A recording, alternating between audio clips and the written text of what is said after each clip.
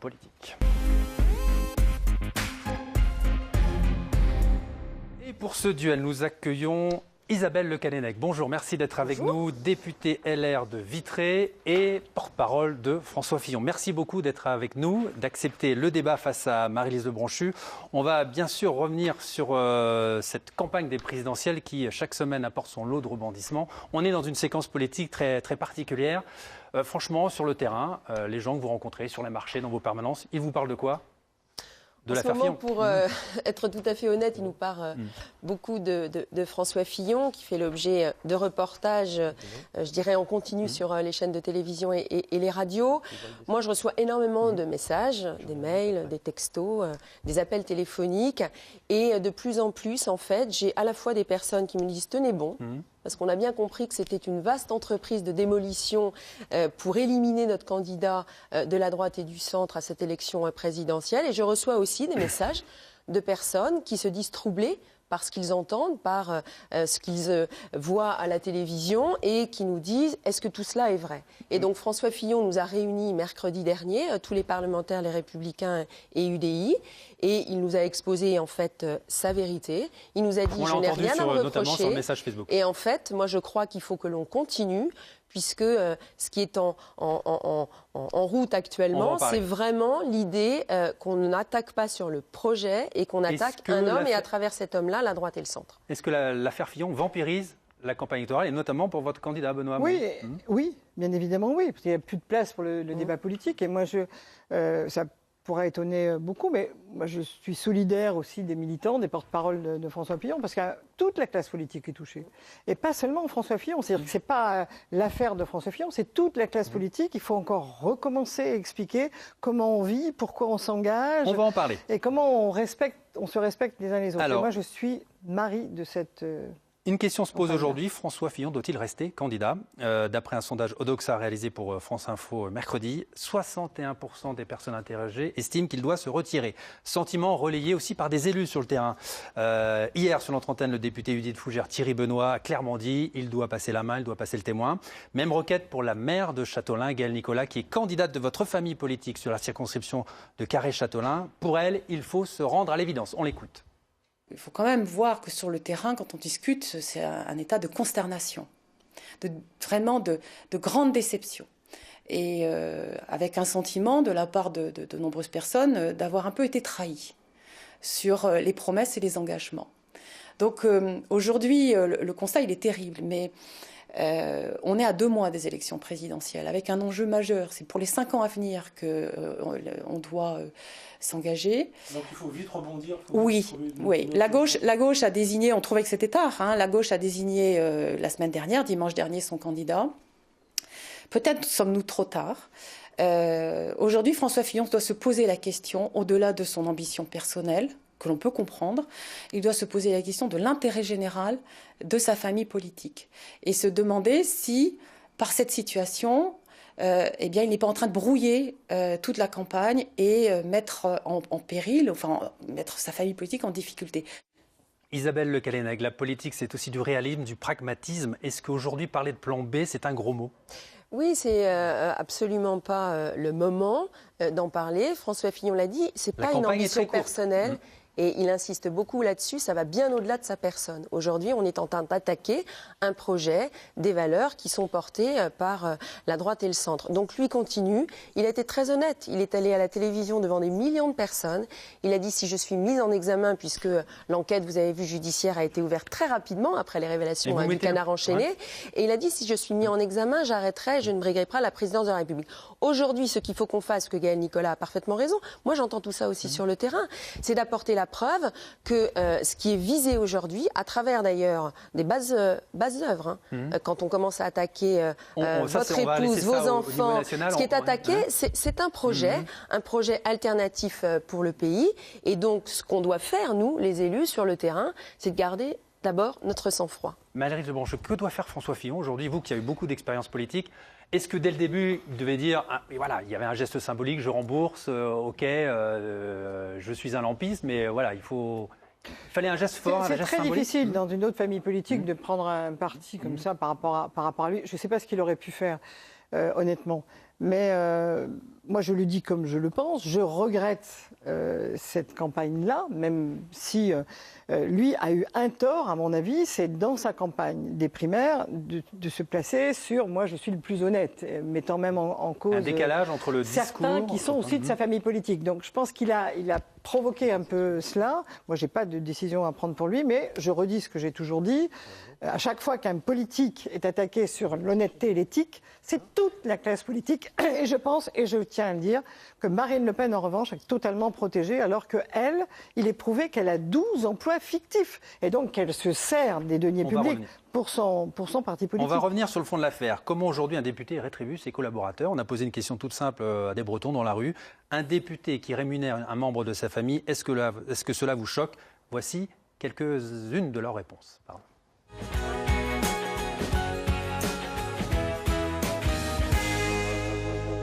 Un parlementaire qui rémunère un membre de sa famille, ça vous choque? Oui, beaucoup. C'est normal si la personne travaille. Mais déjà, le montant de la rémunération me choque beaucoup avec ce qui se passe pour les pauvres gens qui n'ont pas de travail. Je ne trouve pas ça normal. C'est la voie ouverte à beaucoup d'abus. Un parlementaire qui rémunère un membre de sa famille, ça vous choque? Tant que c'est fait légalement, que c'est dit clairement que cette personne-là rémunère cette personne-là, pour moi, il n'y a pas de souci. En 2017, oui, ça me choque. Il me semble qu'il faudrait en finir avec ce système. Surtout qu'en plus, il n'y a pas du tout de transparence et on ne sait pas vraiment quelles sommes sont données dans l'exemple Fillon. Je trouve que c'est pas forcément normal que quelqu'un qui soit dans la politique puisse rémunérer sa famille aussi facilement que ça. Et je trouve que ça devrait sûrement changer. Et j'espère que ça va changer.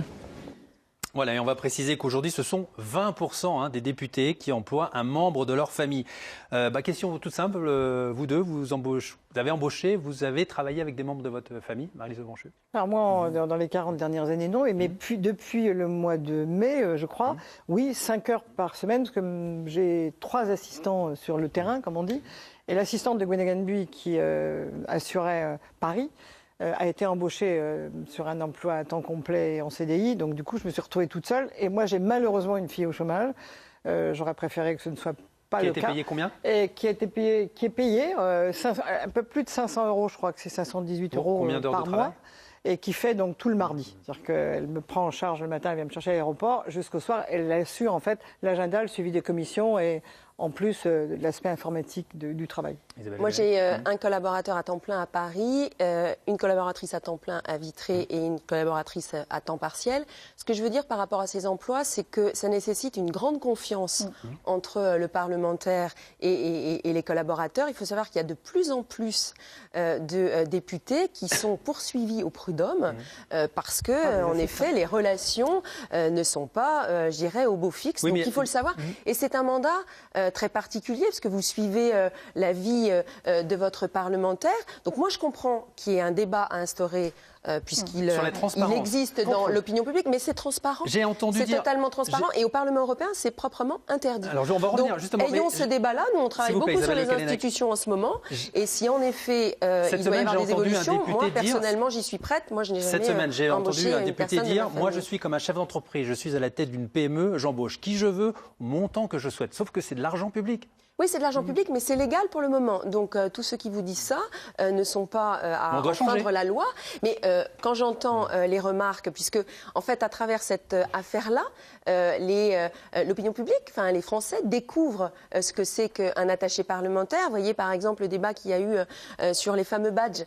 On va regarder en même temps les chiffres des indemnités. Tous les assistants parlementaires de province n'ont pas forcément de badge pour aller à l'Assemblée nationale. Donc, à travers tout ça, on a expliqué le métier de nos assistants parlementaires, d'ailleurs, qui sont interrogés par les médias. Alors pourquoi au Parlement de Bruxelles, pourquoi au Bundestag, pourquoi dans les pays scandinaves, on interdit à des membres mais il faut faire attention sur l'interdiction. Je voudrais dire un mot sur l'interdiction. Je reviens sur Marine Le Pen, c'est pas une obsession, c'est une réalité. Elle a un compagnon, donc comme elle n'est pas mariée, elle a le droit de l'embaucher comme assistante parlementaire. Je pense que dans l'évolution de la société telle qu'elle est, il y aura des compagnons ou des compagnonnes, je ne sais pas comment on dit, des compagnes, pardon. Voilà, il faut faire attention. Moi, je pense que ce qu'il faut, j'ai été questeur pendant plusieurs années, on avait le nom des assistants, leur rémunération, leur adresse, et de temps en temps, effectivement, on a pris des actes dont il faut ne pas oublier le plafonnement. C'est-à-dire que l'enveloppe ne peut pas être utilisée au-dessus de 50%. Oui, mais ça fait quand même des rémunérations sur plusieurs années qui sont assez importantes. Qui étaient avant ce plafonnement. Mais pour terminer sur cette transparence. Je pense qu'il faut un contrôle, c'est-à-dire que chaque citoyen doit savoir qui est assistant. Un exemple sur la manipulation de cet argent public, entre guillemets, l'enveloppe parlementaire, 130 000 € à votre disposition, que vous distribuez à des associations, à des mairies, à des communes. La réserve, vous voulez dire. La réserve parlementaire, pardon. C'est du clientélisme institutionnalisé. Ça ne sert à rien. Honnêtement, je pense que ça ne sert à rien. On est amené à donner 5 000 € pour un projet qui en vaut 500 000. Je pense que ça ne sert à rien. Il faut supprimer la réserve parlementaire ? On a une réflexion en ce moment sur cette question-là. En effet, c'est 130 000 €. Autrefois, c'était beaucoup plus opaque. Moi, je suis élue depuis 2012. J'ai l'impression que les us et coutumes, avant qu'on arrive en 2012, peut-être être autre. Et donc, cette réserve parlementaire, tout le monde nous en parle, mais il y a beaucoup de gens qui la sollicitent. Oui. Et en effet, c'est très difficile de distribuer cette enveloppe. Mais maintenant, il y a une parfaite transparence. Là, on vient de distribuer, entre guillemets, des moyens, notamment aux associations. Et vous allez voir dans la presse, comme tous les ans, depuis 2012, la liste des associations à qui on aura aujourd'hui, les citoyens sont très méfiants. Un dernier sondage réalisé par Cevipof, voilà, on regarde le résultat, ils sont 81% à ressentir par rapport à la politique de la méfiance, du dégoût et de l'ennui. Et pour tous ceux qui veulent en savoir plus sur la manière dont leurs députés utilisent l'argent public, je renvoie au site internet tout à fait officiel et très bien fait, le site de la Haute Autorité pour la transparence de la vie politique. On va terminer juste avec un petit dessin de Loïc.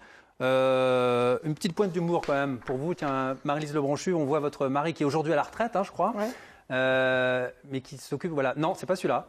C'est pas celui-là. On n'avait pas dit celui-là. À noter ça, Loïc s'est trompé. Allez Loïc, vas-y, mets-le. Voilà, on va le voir, Voilà, votre mari fait la vaisselle, il part d'un emploi fictif et rémunéré bénévolement, bien évidemment. On va passer aux choses sérieuses, on va passer aux autres choses sérieuses, oui, bien sûr. On va passer au programme économique que défendent vos deux candidats. On va commencer tout d'abord avec un chiffre. Les derniers chiffres du chômage pour la Bretagne sur l'année 2016. Regardez, ils sont plutôt bons, moins 4,7% pour le chômage en Bretagne. Et si finalement le pari de François Hollande était en train de réussir ? Moi, je pense ça, mais c'est un peu tard par rapport à François Hollande lui-même. C'est vrai qu'en Bretagne, en plus, on a vécu 3 révolutions, l'agricole, l'industrielle et maintenant la révolution numérique. Et on a encore les chocs de la fin d'une grosse entreprise agroalimentaire. Moi, j'habite entre Gade et Sapco. Et c'est vrai qu'en revanche, on a de plus en plus d'emplois, haute technologie, biotechnologie, etc. Les process industriels changent. L'arrivée du numérique nous pose problème en même temps qu'elle nous enchante. Donc, c'est pas mal, mais c'est peut-être pas suffisant. Alors, on va décrypter justement ensemble le programme du vainqueur de la primaire. On va rentrer dans le détail des propositions de Benoît Hamon, qui a clairement mis le cap à gauche. Voici un petit résumé.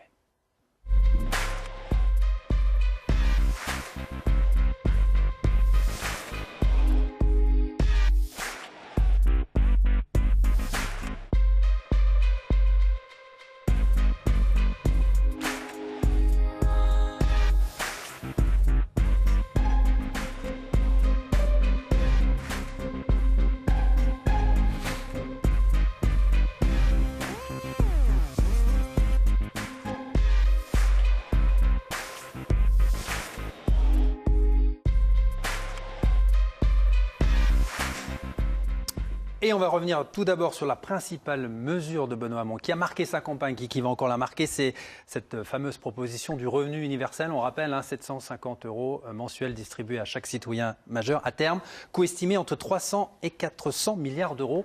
On a vraiment l'argent pour faire ça, Marie-Lise ? Pour faire une première étape, moi au départ, je n'étais pas du tout favorable au revenu universel. J'étais plutôt favorable à ce qu'avait proposé Christophe Sirugue dans une mission parlementaire, qui était de rassembler tous les minima sociaux, trop nombreux, pas appelés. Là-dessus, Benoît Hamon a raison. Il y a 40% des gens qui pourraient avoir le RSA qui ne l'ont pas.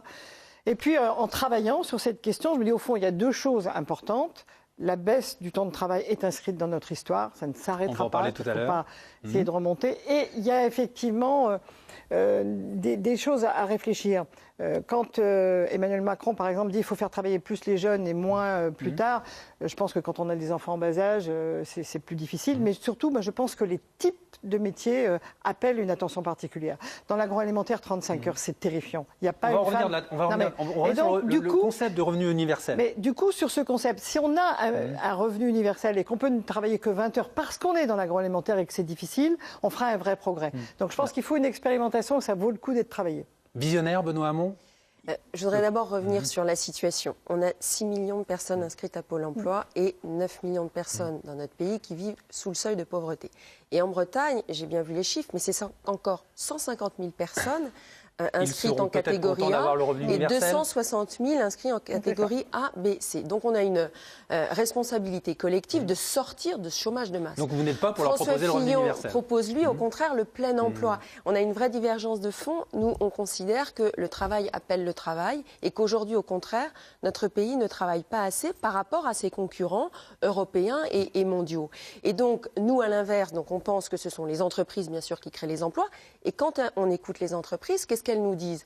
Aujourd'hui, les charges et les normes, ça pèse sur notre compétitivité. Et parce que ça pèse sur notre compétitivité, mais est-ce que vous pensez qu'on aura une vie, un parcours professionnel linéaire? Bien sûr que non, bien sûr que non. Et donc là, je rejoins Madame la Ministre, c'est qu'il faut en effet qu'on digère ces mutations, et notamment la mutation numérique dans notre pays. Donc avec un plan de formation massif des personnes qui doivent être en effet adaptées aux emplois qui sont proposés. Donc nous, l'idée avec François Fillon, c'est plutôt de baisser les charges massivement qui pèsent sur les entreprises, mais de ne pas oublier non plus les salariés. Aujourd'hui, dans notre pays, entre le brut et le net, il y a quand même une sacrée différence. Pourquoi? Parce que la dépense publique pèse lourdement.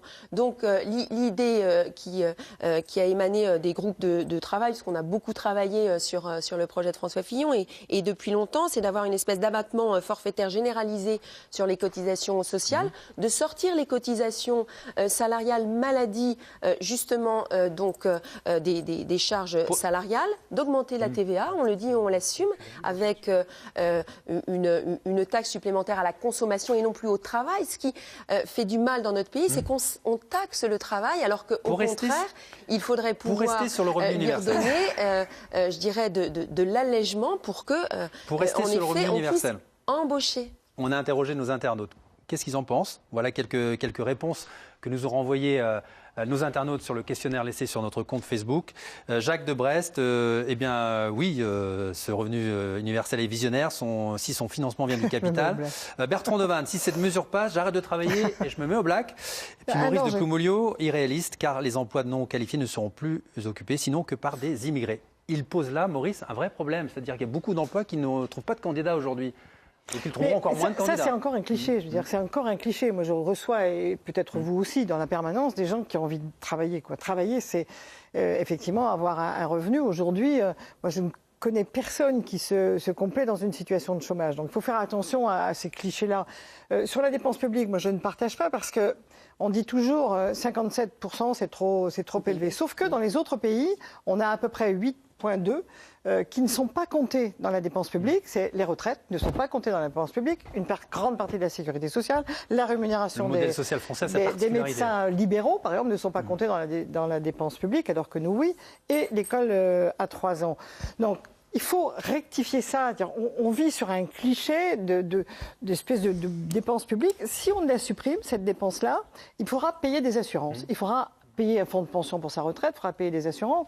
Et regardez, on a voté tous, la semaine dernière, une loi proposée par André Chassaigne du Front de Gauche en disant on passe les retraites agricoles de 75% du SMIC à 85% du SMIC. C'est une augmentation de la dépense publique.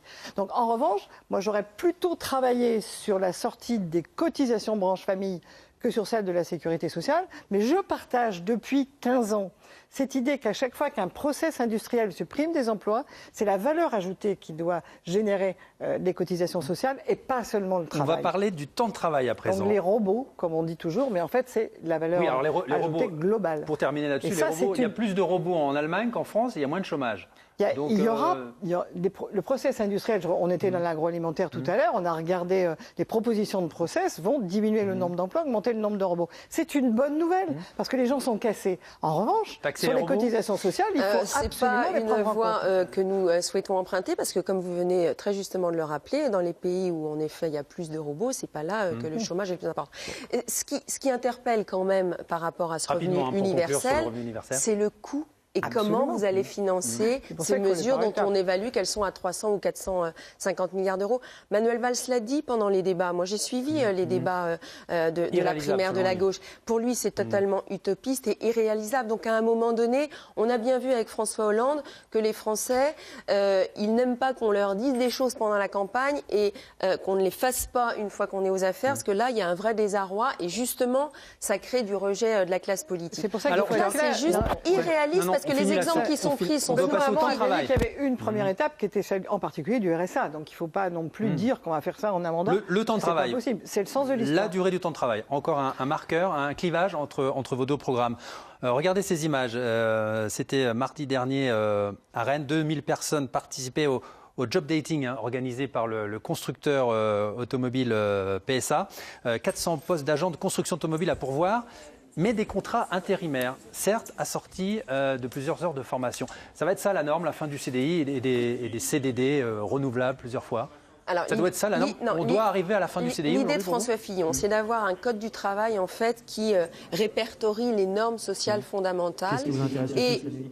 Non, allez-y. On transfère en fait la responsabilité aux entreprises, au plus près de leurs besoins, de la durée du travail, du seuil de déclenchement des heures supplémentaires. On part du principe que toutes les entreprises ne vivent pas les mêmes réalités. Vous avez des petites entreprises, des grandes entreprises. Vous avez des entreprises qui ont des croissances à 2 chiffres. Vous avez des entreprises au contraire qui sont en difficulté. Et donc nous on fait confiance et on rend la liberté aux chefs d'entreprise. Et donc on sort de cette méthode des 35 heures. Il y a une question de concurrence. C'est-à-dire que si vous ne répondez pas aux mêmes normes sociales, même si les normes administratives sont trop nombreuses, vous l'avez dit tout à l'heure, les normes sociales, vous pouvez... On a eu ce débat au moment des discussions du fameux article 2 de la loi El Khomri. Une entreprise de logistique me disait, moi je sais couler l'autre. Pendant 6 mois, on va se dire, on travaille plus, je ne vous paye pas plus, et quand il sera coulé, on prend ses pas. Mais le temps de travail à la carte. C'est pas un horizon. Regardez ces images. C'est pas un temps de travail seulement à la carte, c'est aussi une protection globale. En revanche, je pense que sur les métiers difficiles, il faut réfléchir aux 32 heures. On va vous montrer regardez ces images. C'est l'usine Smart installée à Ambach en Moselle. C'était il y a 1 an et demi. La direction a proposé à ses salariés de passer aux 39 heures. En échange d'une garantie de l'emploi jusqu'en 2020. En gros, les gens travaillaient 12% de plus avec seulement 6% de rémunération supplémentaire. Accord accepté par les salariés, refusé par 2 syndicats. L'accord n'a pas été appliqué. On ne peut pas laisser aux entreprises le choix de choisir un peu leur façon de travailler. Aux entreprises, j'ai envie de dire, et aux salariés. Nous, on est partisans d'un dialogue social au plus près de l'entreprise.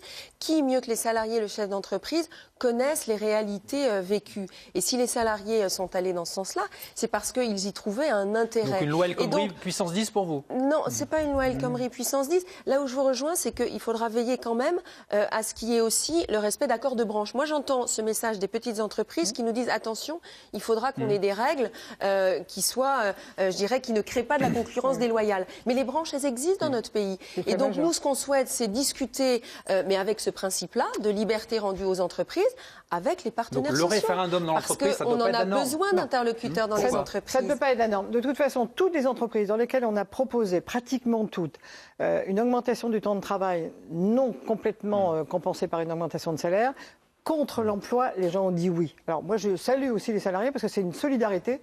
Ça veut dire création d'emploi ou maintien de l'emploi. Donc c'est une solidarité des uns par rapport aux autres. Donc il faut faire attention parce que vous pouvez jouer de cela, prendre des marchés à quelqu'un d'autre et le mettre à genoux. Donc moi je reste non pas ringarde comme il était dit tout à l'heure, mais attaché aux accords de branche parce qu'il doit y avoir un filet de protection. La concurrence des entrepreneurs ne sont pas tous totalement absents de l'envie de concurrencer le voisin. Donc nous, on est comptable de l'intérêt général, donc des règles de concurrence. Il nous reste 2 minutes 30 avant la fin de ce débat. Dernière question sur l'indemnisation du chômage. Je voudrais qu'on regarde ce tableau, quelques chiffres sur les chômeurs longue durée, tous ceux qui n'ont pas retrouvé un emploi depuis plus d'1 an.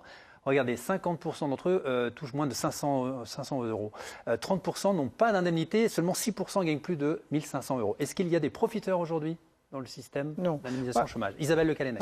Nous, ce que nous préconisons, en fait, c'est d'intégrer une dose de dégressivité dans les allocations chômage. C'est une réalité, on nous le dit, qu'à 2 ans moins 1 jour, bien souvent, les personnes retrouvent un travail. Et on l'a dit tout à l'heure, il y a dans notre pays 300 000 offres d'emploi non pourvues. Alors, quand je parlais de chômage de masse, c'est de dire que les salariés qui ont aujourd'hui un travail en CDI, tant mieux pour eux. Mais il faut savoir que, notamment chez les jeunes, 25% de jeunes qui sont inscrits à Pôle emploi. Donc il faut absolument qu'on fluidifie le marché du travail. On a d'ailleurs, puisque vous évoquez les chômeurs de longue durée, et moi je le salue, voté à l'unanimité à l'Assemblée nationale une mesure expérimentale pour lutter contre le chômage de longue durée. Moi je suis convaincue qu'il existe des dispositifs qui fonctionnent. J'ai la chance d'être députée sur un territoire où le taux de chômage est de 5,5 et 44% des salariés travaillent dans l'industrie. Donc ça veut dire que quand on s'y met tous, mais surtout qu'on dépense une énergie bien employée pour accompagner le demandeur d'emploi vers les métiers qui recrutent, mais ça nécessite encore une fois beaucoup de travail autour des demandeurs d'emploi, on peut sérieusement y arriver. Mais ça veut dire aussi qu'il faut un cadre qui donne de la souplesse et qu'on repose et qu'on fasse confiance aux entreprises qui créent les emplois. Des droits et des devoirs aussi. 3 devoirs, mais les 500 000 formations, le milliard, c'était pour ça. Il faut faire très attention parce que quelqu'un qui est au chômage, moi je connais ça dans mon entourage très proche, s'entend dire par exemple, vous avez un peu plus de 40 ans, vous êtes un peu âgé, je vais plutôt prendre un très jeune sur tel ou tel type d'emploi. Donc on a un problème de prise en compte par l'ensemble des entrepreneurs de la situation de l'ensemble des salariés, parce qu'on nous dit toujours, eh bien, il faudra que je change, il faudra faire un emploi, 2 emplois, 3 emplois. Si après 40 ans, vous entendez dire qu'il faut mieux prendre un jeune parce qu'il est payé moins cher, on est mal parti. Donc il y a à prendre en compte les chômeurs tels qu'ils sont, c'est-à-dire pour des gens qui cherchent du boulot. Moi, je continue à dire que je n'en rencontre pas qui s'installent dans le chômage. En revanche, on a un énorme problème de formation, puisque on a vu le succès de ces 500 000 formations lancées récemment avec l'aide de la réponse sur la formation d'Isabelle Le Callennec pour conclure. Vous êtes d'accord avec le concept de flex-sécurité que propose Emmanuel Macron notamment? Le succès des formations, moi je ne juge pas pour le moment. Il faudra qu'on évalue si ces formations conduisent véritablement à un emploi. Nous, sur le secteur du Pays de Vitré, quand on soutient des formations, quand on lance des formations, on y travaille avec les chefs d'entreprise. Ils sont intégrés dès l'amont. Je crois savoir que c'est ce qui est fait au niveau de la région, et ça c'est plutôt une bonne chose, d'intégrer les chefs d'entreprise à la réflexion, parce que qui mieux que les chefs d'entreprise sont capables de nous dire « moi j'ai besoin de tel ou tel profil ». C'est ce qu'on fait actuellement, on a un projet de campus Vitré-Fougères, et donc les premiers qu'on va interroger pour savoir quels sont les besoins demain, ce sont bien sûr les entreprises. Merci de ne pas avoir un drame comme celui de Gade, où on a encore 391 personnes qui n'ont pas trouvé de boulot. Ce sera la fin de ce débat. Merci beaucoup Isabelle Le Callennec d'avoir répondu à notre invitation. Et merci pour cette confrontation.